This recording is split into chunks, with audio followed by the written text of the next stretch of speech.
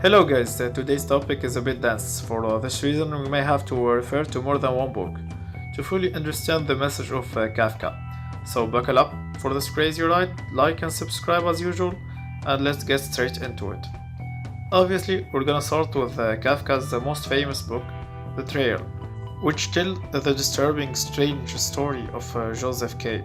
This regular guy who wakes up in his house one day to find himself under arrest for no particular reason.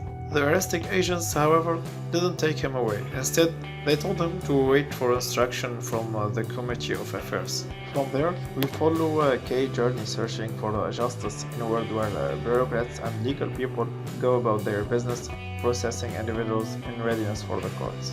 It's easy to identify with Joseph K.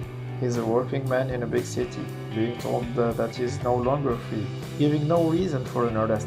That's somehow not an arrest. He's not specifically charged with a crime. He's told only that a brief examination of his case is to take place soon. Isn't life pretty much a resemble of this Kafkaesque situation? You didn't choose to be born, yet you find yourself here fighting all kind of obstacles, with no clue whatsoever on the end result. We've been put in schools and given to parents and religion, maybe, but none of that, at least in most cases, is our choice. So you think you have a saying on what you're doing, while in fact you're stuck in this cycle. So yeah, I think Kafka's Poseidon presents the situation perfectly. The ancient Greek god who is an executive so swamped with paperwork that he never had time to explore his underwater domain, and yet he still can't share his work because he deems anyone else unworthy of the task. Poseidon is a prisoner of his own ego.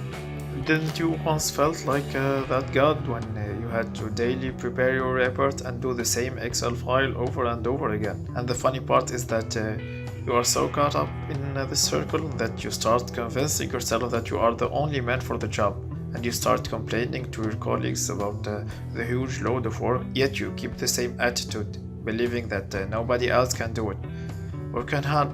Anyway, you start worship the system that slaved you, the system that you say that you hate. You get stuck in this routinely work where you don't have a clue on the bigger picture and lose all the purpose. The only thing left to you is that one small task, and success become pointless.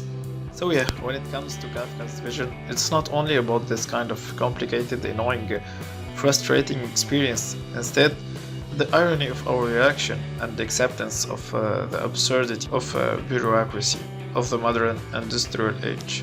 This reaction is shown best in our last Kafka story of the day, the Metamorphosis. The story of Gregor Samsa, who wakes up one morning to find himself, not arrested this time, but transformed into a huge insect. While struggling to adjust to his new condition, the first thing that bothered him is that he can't get to work on time. It may seem like a terrible nightmare waking up as a bug, but when you think about it, it's not that different from you when you wake up, leaving your personal problem aside and just worrying about how to get to work in time. In the end, with all the darkness of Kafka's work, which was published after he died because he didn't believe in himself, his brilliant work has widely discussed among critics, with different interpretation being offered. It only makes you wonder how many Kafka are in this world, great silent minds. So yeah, speak up and be kind. Never doubt your potential no matter what anybody says. Yeah, believe in yourself. And on that note, I'm out. I will see you in the next one.